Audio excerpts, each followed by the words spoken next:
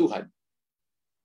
Kita lihat firman Tuhan dalam 1 Petrus 1 ayat 14 sampai ayat yang ke-16. 1 Petrus pasal yang pertama ayat 14 sampai ayat yang ke-16. 1 Petrus pasal yang pertama ayat 14 sampai ayat yang ke-16. Hiduplah sebagai anak-anak yang taat dan jangan turuti hawa nafsu yang menguasai kamu pada waktu kebodohanmu. Tetapi hendaklah kamu menjadi kudus dalam seluruh hidupmu, sama seperti Dia yang kudus yang telah memanggil kamu. Sebab ada tertulis, kuduslah kamu, sebab aku kudus. Sampai ayat 16 ya, tolong tunjukkan ayat 16. Sebab ada tertulis, kuduslah kamu, sebab aku kudus. Kita lihat lagi Matius pasal 13 ayat 8-9 dan ayatnya yang ke-23. Matius pasal 13 ayat 8 dan ayat 9, kemudian ayat 23. Dan sebagian jatuh di tanah yang baik, lalu berbuah, ada yang 100 kali lipat, ada yang 60 kali lipat, ada yang 30 kali lipat. Siapa bertelinga, hendaklah ia mendengar. Ayat 23 berkata begini. Yang ditaburkan di tanah yang baik ialah orang yang mendengar firman itu dan mengerti. Dan karena itu ia berbuah. Ada yang 100 kali lipat, ada yang 60 kali lipat, ada yang 30 kali lipat. Bapak Ibu perhatikan bahwa hasil yang keempat dari benih yang ditaburkan adalah benih yang jatuh di tanah yang baik lalu bertumbuh dan berbuah. Tanah yang baik itu bahasa Yunaninya itu kardia hupotasso. Jadi tanda yang baik adalah hati yang taat, Bapak Ibu. Hati yang taat, hati yang dengar firman, merenungkan firman, dan melakukan firman. Dikatakan bukan bertumbuh 100%, tapi bertumbuh 100 kali lipat. 100 kali lipat itu 10.000%. Dan Tuhan mau saudara dan saya berbuah berlipat kali ganda. Berbuah more than enough. Berbuah tanpa batas. Dari ayat yang kita baca tadi, berarti perumpamaan ini. Yang salah bukan benihnya, tetapi tanahnya. Ya, Bapak Ibu tulis, yang salah bukan benihnya, tapi tanahnya. Benih ialah Injil Kerajaan Sorga. Benih adalah pribadi Yesus. Yohanes pasal yang pertama, ayat yang pertama berkata begini, pada mulanya adalah firman. Firman itu bersama-sama dengan Allah, dan firman itu adalah Allah sendiri. Ketika Bapak Ibu dengar firman, setiap pagi, di pagi hari ini, maka Bapak Ibu nggak cuma dengar Pastor Luther yang berbicara, Pendeta Luther yang bicara, tapi firman itu adalah firman Kristus. Firman itu adalah pribadi Tuhan sendiri. Dan ketika firman Tuhan itu dilepaskan, maka benih itu nggak salah. Yang salah itu tanahnya. Yang salah itu tanahnya. Dikatakan ada tanah yang di pinggir jalan, ada tanah yang berbatu-batu, ada tanah yang berumput duri, dan ada tanah yang baik. Hari ini Bapak Ibu dan saya punya tanah yang mana? Tanah di pinggir jalan, tanah di pinggir jalan itu meremehkan firman Tuhan. Kita datang cari firman, kita nggak terima firman itu. Alkitab katakan ketika benih itu datang, maka burung-burung, roh-roh jahat datang dan mencurinya. Tanah yang berbatu-batu itu adalah kesombongan kita. Sehingga akar benih itu tidak bisa masuk ke dalam. Tanah yang berumput duri bicara tentang kekhawatiran dunia ini. Kita khawatir dengan makan, minum, kita khawatir dengan uang, kita khawatir dengan pakai, kita khawatir dengan pekerjaan, kita khawatir dengan kehidupan kita. Sehingga benih itu tidak bisa bertumbuh dengan lebat. Tapi tanah yang baik itu dikerjakan, diproses. Dia mau buang rumput duri, mau buang batu-batu kerikil, dia tidak mau menyimpannya. Sehingga ketika benih itu jatuh, dia tumbuh berlipat kali ganda. Bapak Ibu perhatikan, Tuhan Yesus ingin menunjukkan bahwa banyak orang yang mendengar Injil Kerajaan pun, tapi tidak juga dapat bertumbuh jika hatinya tidak disiapkan sepenuhnya untuk menerima firman dengan utuh. Ketika Bapak Ibu tidak menyiapkan hati kita dengan baik, kekristenan itu ilmu hati, Bapak Ibu. Kekristenan itu bukan apa yang kita pakai, bukan apa yang kita punya di luar yang bisa dilihat dengan mata. Tapi kekristenan itu ilmu hati. Ilmu hati itu respon. Ilmu hati itu reaksi kita. Ilmu hati itu kerinduan kita. Ilmu hati itu keinginan, kehausan kita akan firman Allah. Karena itu hati merupakan hal yang sangat penting yang dicari oleh Tuhan. Ini karena hati mereka bukan merupakan tanah yang siap menerima firman Tuhan. Sehingga akibatnya, Alkitab katakan benih itu tidak bisa bertumbuh dengan baik. Dan ketika hati kita tidak siap, maka sebagian besar dari kehidupan manusia, kita tidak lihat bahwa ada buah kehidupan yang dihasilkan. Pertanyaannya sederhana, kita bisa tanya kepada diri kita, berapa banyak jiwa yang kita selamatkan bagi Tuhan? Apakah ada buah yang kita hasilkan bagi Tuhan? Buah jiwa, buah pekerjaan roh, buah karunia-karunia, apa yang kita hasilkan bagi Tuhan? Dan itulah sebabnya Tuhan Yesus mengatakan banyak yang terpanggil, sedikit yang terpilih. Banyak terpanggil, sedikit yang terpilih. Ketika Bapak Ibu ada di gereja, itu bukan jaminan. Tapi ketika Bapak Ibu tahu Bapak Ibu adalah orang pilihan, maka orang pilihan itu selalu melakukan kehendak Tuhan. Orang pilihan itu selalu melakukan apa yang ada di hati Tuhan. Karena begini, tanah yang baik ialah orang yang mendengar firman dan kemudian mengerti, kemudian dia melakukan itu dalam kehidupannya. Jadi bukan hanya cuma terima firman. Ingat, setan itu baca firman, setan renungkan firman, tapi setan tidak melakukan firman. Jadi kalau orang Kristen baca firman, renungkan firman, dan tidak melakukan firman, maka kita sama dengan setan, saudara. Ya, tapi saya percaya kita di sini sama seperti Tuhan Yesus. Alkitab berkata yang dimaksud mendengar di sini, ya, mendengar firman dan melakukan firman. Kata mendengar itu dari bahasa Yunani, dipakai sebuah kalimat yaitu akuo, akuo, ya, akuo, tulisannya akuo, akuo. Akuo artinya mendengar dengan penuh perhatian. Jadi mendengar bukan asal-asalan, tapi mendengar dengan penuh pengertian, sesuatu yang ingin dia dapatkan, atau sesuatu yang ingin dia dapatkan karena itu merupakan arahan untuk sebuah perjalanan dia, yang dimana perjalanan itu penting bagi dia. Itu aku. Jadi ketika kita mendengar firman, bukan cuma memberikan telinga, tapi mendengar dengan penuh perhatian. Dan Tuhan mau kita mendengar dengan penuh perhatian. Maksudnya tidak sekedar datang ke gereja pada hari Minggu, dan hanya mendengarkan khotbah dengan sepintas lalu. Tapi mendengar ialah rajin mencari dan mendengarkan firman Tuhan secara penuh setiap hari, sehingga pencarian kepada firman Tuhan itu merupakan sebuah lifestyle, kesukaan saudara dan saya. Sehingga akhirnya hidup kita diberkati oleh Tuhan.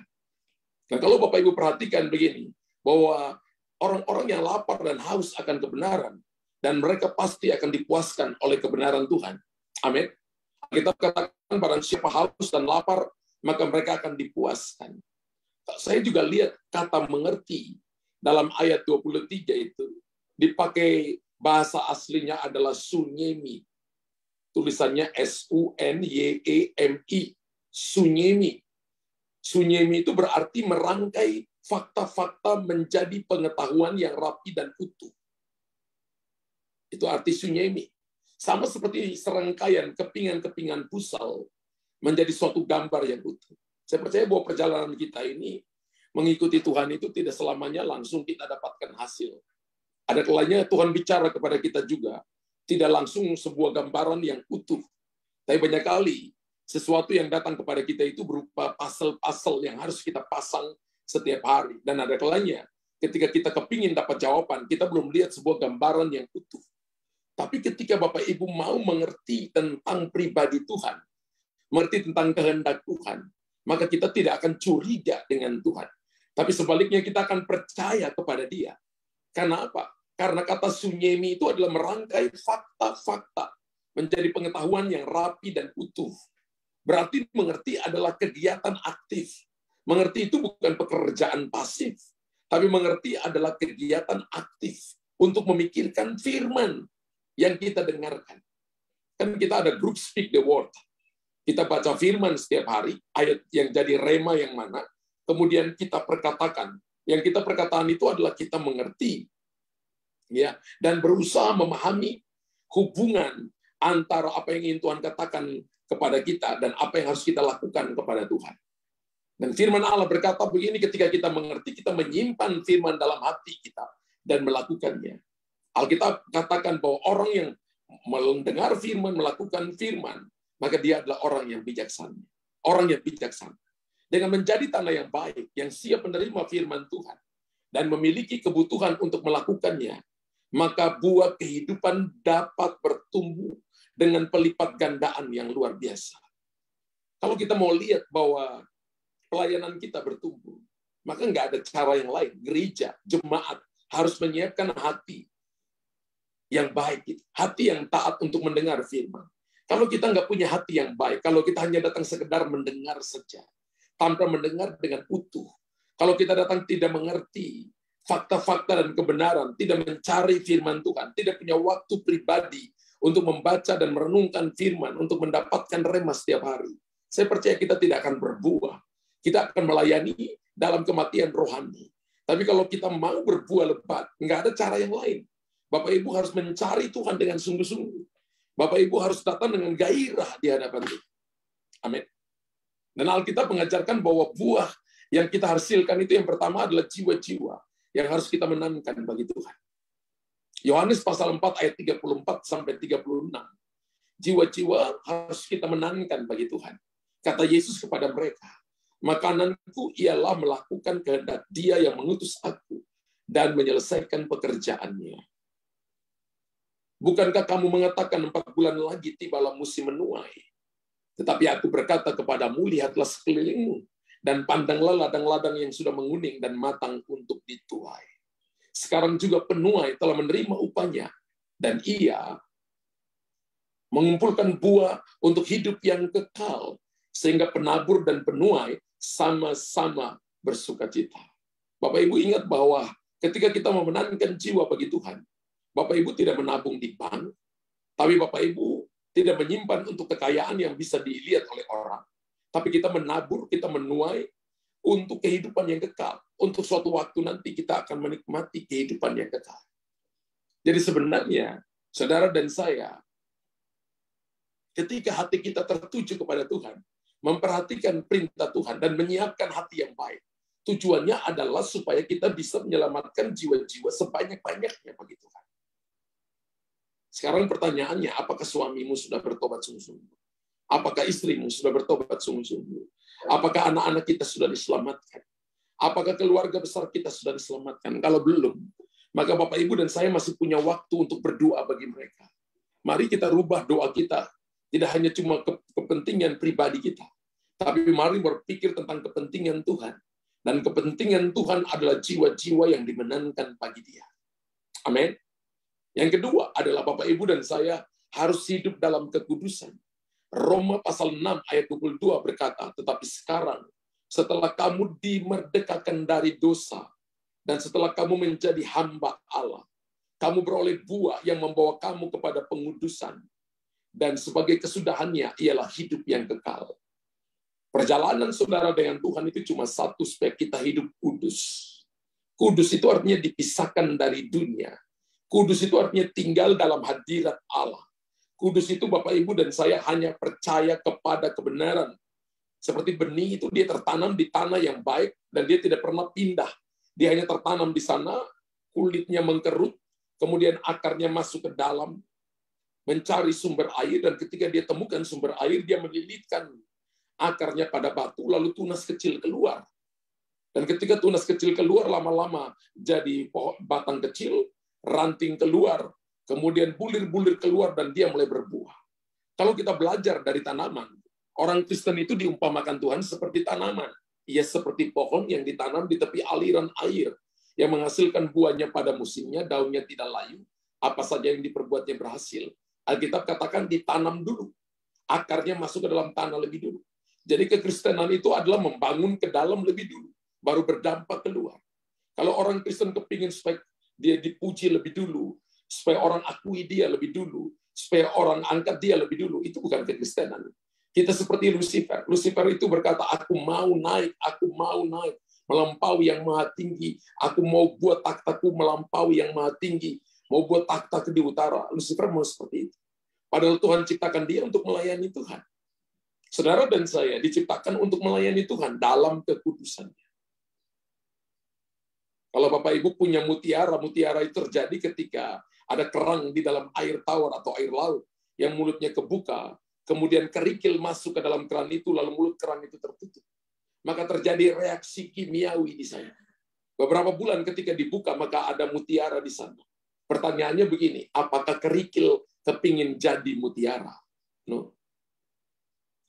Apakah Anda mencoba mencari kekudusan dengan cara sendiri?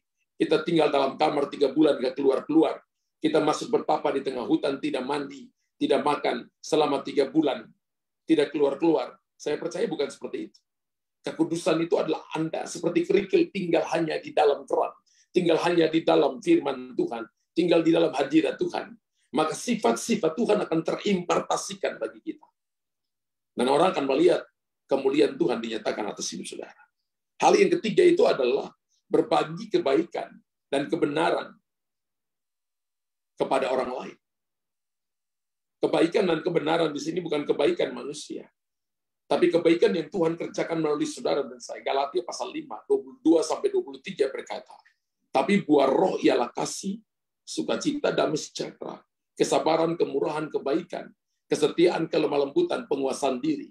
Tidak ada hukum yang menentang hal-hal ini. 9 buah roh. Ketika Bapak Ibu punya, Bapak Ibu harus bagikan kasih kepada orang lain. Bagikan sukacita kepada orang lain.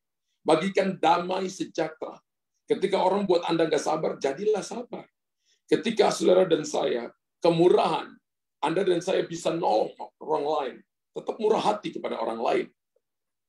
Sehingga orang melihat ada kesetiaan pada kita. Ada spirit of control. Anda bisa membalas orang itu.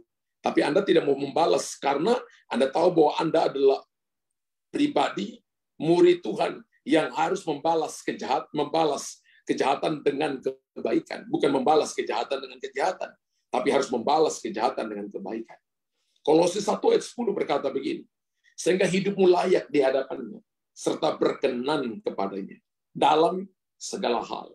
Dan kamu memberi buah dalam segala pekerjaan yang baik, dan bertumbuh dalam pengetahuan yang benar tentang Allah. Satu waktu saya diceritakan oleh seorang teman, dan dia berkata begini bahwa dia menikah, dan yang cerita ke saya ini adalah laki-laki. Dia menikah, dan istrinya ini ketika menikah dengan dia dari keluarga yang cukup berada, dan istrinya ini sangat dimanja dalam keluarga ini. Sehingga ketika menikah dengan dia, jadi istrinya selalu mengatur dia, ayo kamu ambil minumanku, kamu ambil makanku, kamu begini. Bahkan sampai sepatu, sampai pakaian luar dan dalamnya juga disuruh untuk suaminya ambilnya. Dalam 3 bulan pertama suaminya masih lakukan dengan sukacita. Suaminya pikir mungkin karena baru bernikah, saudara. Tapi setelah mereka sudah menikah 3-4 tahun, hal yang sama masih terus dilakukan. Sehingga satu waktu ketika suaminya ajak ngomong dengan istrinya marah. Istrinya membentak dia. Padahal mereka sama-sama pergi ke gereja, sama-sama anak Tuhan. Bahkan istrinya berkata begini, kalau kamu nggak mau cara seperti ini, maka kita pisah saja. Lalu suaminya berkata, waktu itu saya nggak mau ngomong karena saya percaya Tuhan tidak menghendaki perceraian. Lalu saya kemudian masuk ke dalam kamar, saya buka firman Tuhan, dan saya dapat ayat firman dalam Galatia pasal 5, 22-23. Buah roh ialah kasih, sukacita, damai sejahtera, kesabaran, kemurahan, kebaikan, kesetiaan, kelemah lembutan, penguasaan diri. Sebuah kata yang menjadikan rema bagi dia adalah penguasaan diri. Tidak ada hukum yang menentang hal-hal itu. Mulai hari itu dia mulai praktekkan itu. Ketika istrinya apa, dia praktekkan. Dan ketika dia lakukan itu selama 1 tahun, jadi kurang lebih masuk hampir 5 tahun. Dia hanya disuruh ini, istrinya nggak pernah melayani dia. Harusnya orang makan dimasak, atau paling tidak ngatur orang dalam rumah untuk masak. Selama ini suaminya yang lakukan semua yang tugas daripada perempuan. Setelah suaminya melakukan ini selama 1 tahun, tiba-tiba satu waktu dia lihat istrinya itu berubah. Ketika dia bangun pagi, jam 6 pagi, dia lihat istrinya sudah di dapur, sudah masak, bersama dengan asisten keluarga yang ada dalam rumah. Ketika dia bangun, dia lihat istrinya sudah ngatur rumah untuk bagaimana membersihkan rumah. Lalu dia tertegun, dan dia lihat ternyata firman Allah itu ketika kita melakukan, dampaknya itu bisa merubah orang yang tadinya tidak terkontrol menjadi terkontrol. Makanya Alkitab dengan jelas berkata begini, sehingga hidupmu layak di hadapannya, serta berkenan kepadanya dalam segala hal. Dan kamu memberi buah dalam segala pekerjaan yang baik, dan bertumbuh dalam pengetahuan yang benar tentang Allah. Bapak Ibu ingat tentang Sadrak, Mesak, Abednego, ketika mereka dilemparkan ke dalam dapur api, dan ketika mereka ditarik keluar sama Nebukadnezar, maka raja bertobat.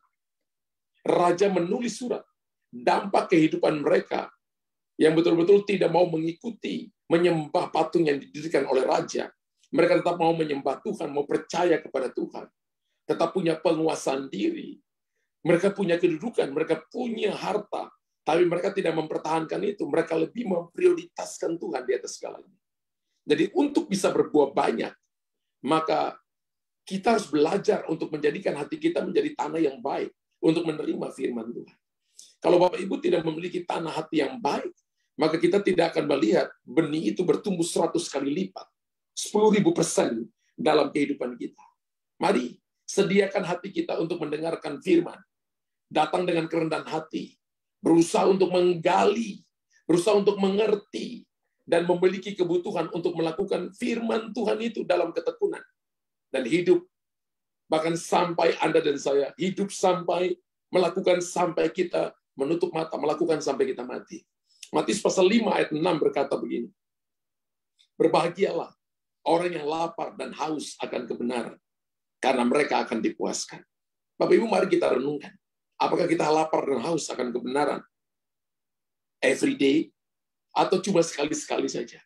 Sekali lagi saya baca, berbahagialah orang yang lapar dan haus akan kebenaran, karena mereka akan dipuaskan. Ada banyak orang yang sedang mencari kepuasan hari-hari ini, kepuasan dunia, tapi dia tidak akan dipuaskan. Satu-satunya yang bisa memuaskan Bapak Ibu adalah datang dengan hati yang haus untuk kebenaran, maka Anda akan dipuaskan. Kata berbahagia adalah kata yang dipakai makarios. Bahagia yang dari dalam, yang tidak dipengaruhi oleh faktor apapun. Dari bahasa Yunani. Artinya ini bahagia sejati yang diberikan Tuhan kepada kita ketika kita datang dengan hati yang haus dan lapar akan firman Tuhan. Saya percaya pagi hari ini kita terima sesuatu dari Tuhan. Amin. Mari siapkan hati kita seperti tanah yang baik, sehingga saudara dan saya bertumbuh, menghasilkan buah berlipat kali ganda, 100 kali lipat kali ganda, dan nama Tuhan dipermuliakan. Bapa di sorga, hamba selesai menyampaikan isi hatimu. Dan Roh Kudus yang akan bicara kepada umatmu. Nyatakan pribadimu kepada mereka. Perkara-perkara besar, perkara-perkara ajaib, perkara-perkara mulia. Dengan nama Tuhan dipermuliakan, nama Tuhan ditinggikan. Hamba berdoa dalam nama Yesus. Kebaikanmu cukup, kekuatanmu cukup. Biarlah umatmu punya hati yang haus dan lapar akan firman-Mu. Sebab itu yang akan memuaskan mereka. Hamba berdoa, infuskan firman-Mu dalam setiap kami. Setiap kami datang meresponi firman dengan baik.